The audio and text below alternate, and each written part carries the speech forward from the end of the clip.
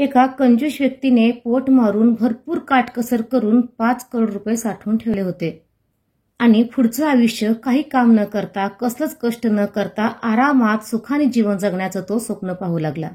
पण योगायोग पहा, यमराजानं त्याच व्यक्तीचं दार ठोठावलं. त्या व्यक्तीने यमराजासमोर 1 वर्षाची मुदत मागितली. शेवटी यमराज त्यानं त्याचं काही ऐकून घेतलं नाही. अनेक वेळा गयावया करून त्याने 3 दिवसाची मुदत मागितली. तो म्हणाला, ह्या 3 दिवसामध्ये मी माझं राहिलेलं सगळं आयुष्य जगून घेतो. मला फक्त माझ्या आयुष्यातले उसने मला 3 दिवस दे. माझ्यावर दया कर. आणि त्याने यमराजाला आमिष दाखवलं.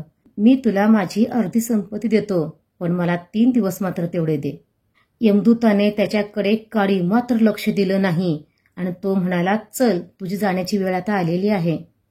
ती व्यक्ती पुन्हा विनंती केली, गयावया केली. त्या यमराजाचे तो सारखे पाया पडू लागला आणि म्हटला, मला फक्त 1 दिवस दे. त्या 1 दिवसामध्ये मी जीवन जगून घेतो. वाटलं तर तुला माझा 90% प्रॉपर्टी देतो, पण मला 1 दिवस दे. त्या व्यक्तीने त्या यमराजाला 90% रुपये देण्याची आमिष दाखवली होती. तरी देखील यमराज त्याच्याकडे काडी मात्र लक्ष न देता म्हणाला, चल, तुझी जाण्याची वेळ आता आलेली आहे. अनेक वेळा विनंती वजा झाल्यानंतर जेव्हा त्या व्यक्तीच्या लक्षात आलं की यमराज आपलं काही ऐकत नाहीये, तेव्हा ती व्यक्ती यमराजाला म्हणाली, मला फक्त 1 संदेश लिहिण्या इतपत मला वेळ दे. आणि काय आश्चर्य, इतके वेळ तो विनंती करत होता, पण यमराज त्याचा ऐकलेला नव्हता.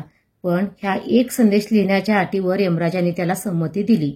त्या व्यक्तीने आपल्या घराच्या दर्शनी भिंतीवर 1 संदेश लिहिला. मला माहिती आहे, मी मेल्यानंतर अंतिम क्रियेसाठी जेवढा माझा गोतवाळा आहे, तो गोतवाळा आता इथे एकत्र जमणार आहे. त्यांच्यासाठी माझा 1 संदेश आहे.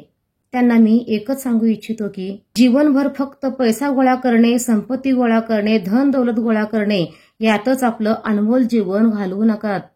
जीवनातील प्रत्येक क्षण घेता येईल तेवढे घेत चला, त्यात आनंद शोधत चला आणि जीवन सत्कारणी लावा. माझ्याकडे असलेले 5 करोड रुपये सुद्धा माझ्यासाठी 5 मिनिटं विकत घेऊ शकले नाहीत. त्याच्यामुळे जीवनाकडे पाहताना फक्त संपत्ती गोळा करणे हे एकच ध्येय नसून संपत्ती गोळा करणं हे दुय्यम दर्जा देऊन फक्त जीवनामध्ये आनंद घेत चलात आणि जीवन जगत चलात.